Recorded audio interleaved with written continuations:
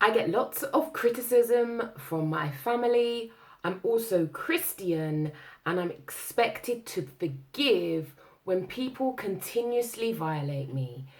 Key, what should I do? How can I learn to how can I toughen up and learn to just take it on the chin? My dear friend, thank you for your question. Thank you for sharing that with me. The challenge is learning to take it on the chin when you're being violated, when you're being disrespected, is not helpful for you.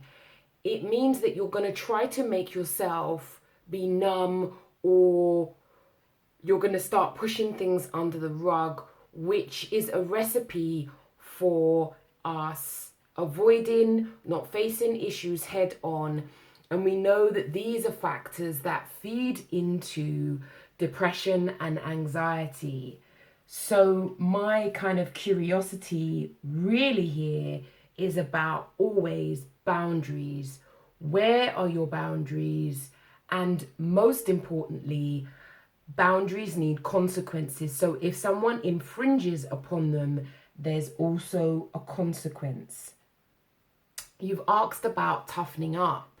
Again, when I think of tough, I think of rawhide leather.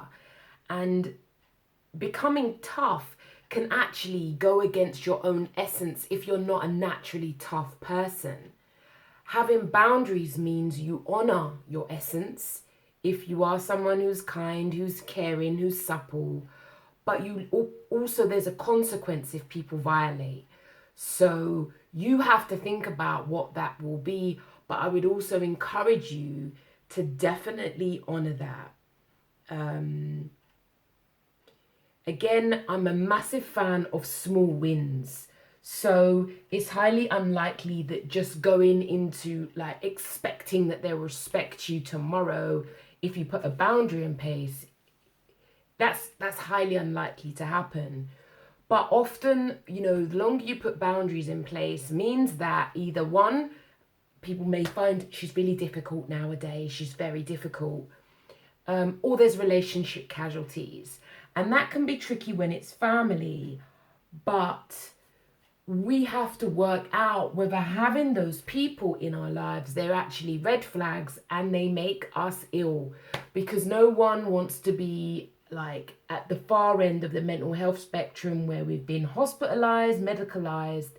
So like we have to be very clear about taking care of ourselves and putting ourselves first. And that is something I talk about in my book, Why Love Hurts. You can get this on Amazon or go to keyforchange.com. I guess if this is also about family, the challenge with family dynamics, especially if family have been disrespectful to you through majority of your life, families, this links into like systems, family systems, have a very entrenched view of you and very clear expectations of how they expect you to be. So they are often most likely the most resistance to your change, and that can hurt profoundly. However, we have to make a choice, because this is our life and this is our well-being at stake, and that seems really important for us to be mindful of.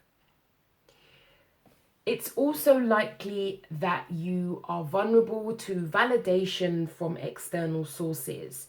External validation is a recipe for depression and anxiety. External validation means that you don't believe in you.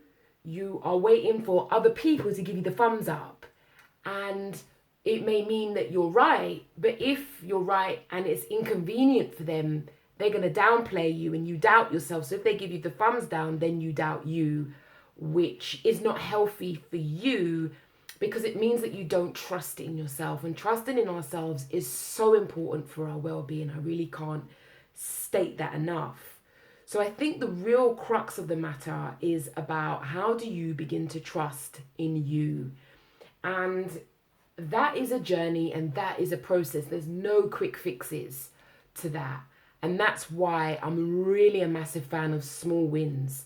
So my question back to you is what is one thing that you can do within the next 24 hours to protect you? What can you begin to do? Because if there is boundaries with no consequence, people just take us for a mug. They think we're a joke, a laughing stock, and they continue. So having that boundary is particularly important, but there also needs to be a consequence. So what is one small thing you can do in the next 24 hours to best protect you?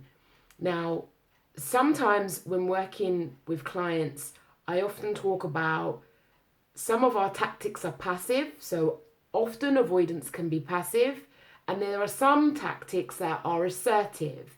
So some of the assertive tactics might be having a difficult conversation, or